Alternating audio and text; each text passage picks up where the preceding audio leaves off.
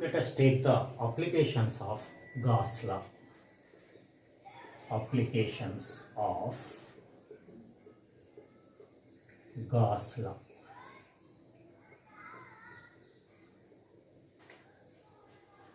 See, first let us take,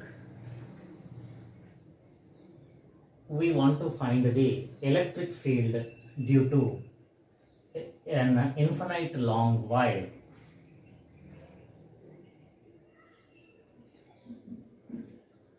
Due to an infinite long wire. Infinite long charged wire on the other hand. It will take charged wire.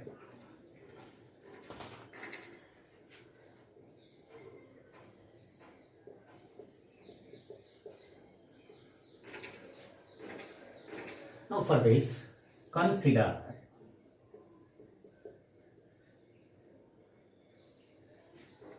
a long wire of length L and charge, let us say Q. So this is a very long, let us say infinite long, sometimes we call charged, it is charged wire. Okay, fine. Now our aim is to find the electric field due to this long wire. For that, let us construct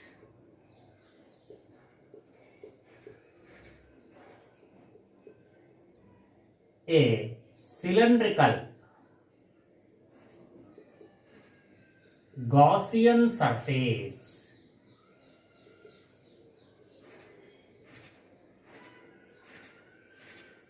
of radius small r and length L. See, here to solve this, what we are doing is we are constructing a Gaussian surface.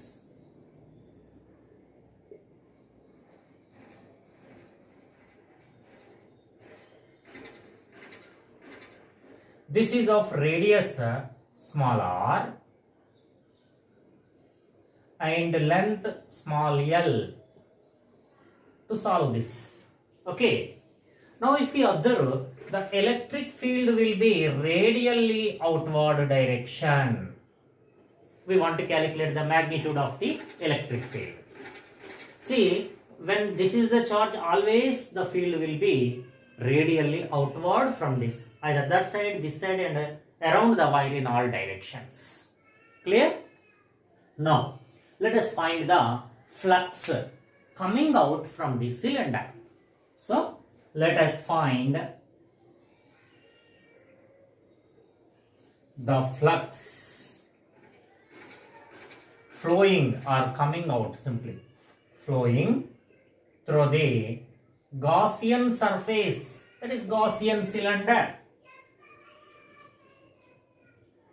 Gaussian surface.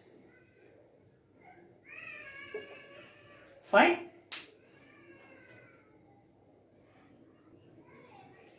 Now there are three faces for this cylinder. This is, let us say, phase 1. This is of area ds1, and this is of phase 2, lateral surface, let us say ds2, and this is of phase 3, let us say ds3. Now flux coming out from the cylinder is sum of the fluxes from the three sides, that is the total flux. The total flux phi E is equal to phi 1 first surface plus phi 2 second surface plus phi 3 third surface. Okay, so if you want, you can say this is a 2 and this is 3. for convenient. We can understand more better. Right?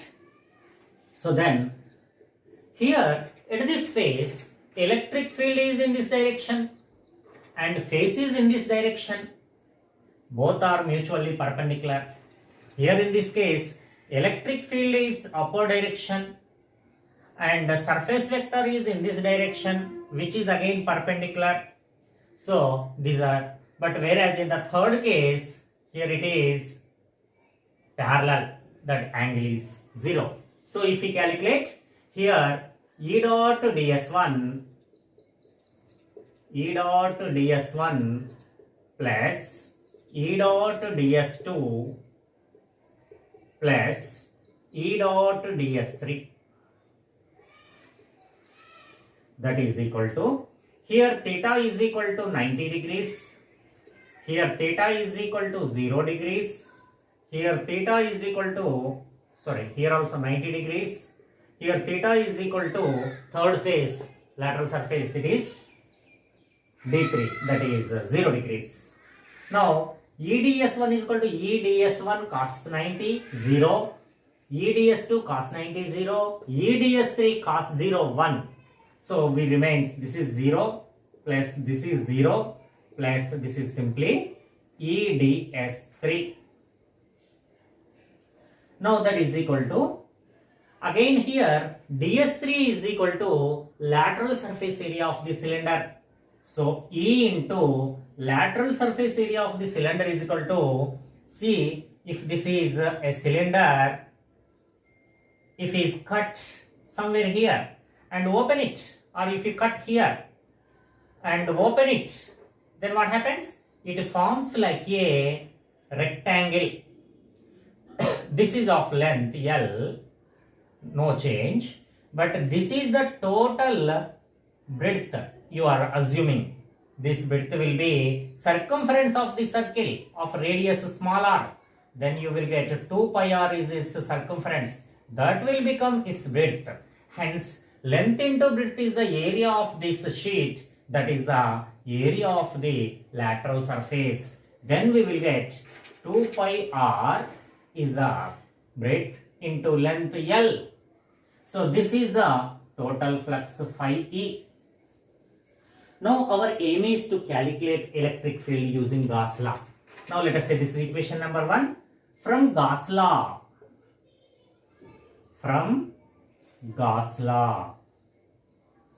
of electrostatics, we write phi E is equal to, how much will we write? Simply Q by epsilon naught. This is the formula. This is the statement given by Gauss law. So here phi E is equal to equation 1. Q is equal to, already we discussed. Q is equal to how much? Charge density per unit length we will take. So here phi E is equal to, here already from equation 1, E into 2 pi r L is equal to, Q is equal to lambda into L by epsilon naught. Since charge is equal to, or charge density is equal to charge by length. This is the length of the cylinder. So total charge occupied by the cylinder will be this total charge divided by that length. That is the charge density of the cylinder. Right? Now on simplification we get here E is equal to, simply L and L gets cancelled, these two, remaining is lambda divided by 2 pi r or epsilon naught into r. This is the magnitude of the electric field. In vector notation we write, in vector notation, E bar is equal to lambda by 2 pi epsilon naught into r along the direction of the electric field, that is radius vector along the vector, or on the other hand you can say R bar also, no problem. It is radially outward direction. See, this is the electric field that we found using Gaussian law. See, here it is independent of the length. For any length, this is applicable for long charged conductor.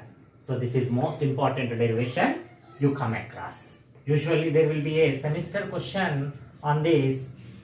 At least 1 or 2 applications are asked. State and prove Gauss law and find the electric field due to long charged wire. This is a question you can come across. See, this is important question in semester examination point of view.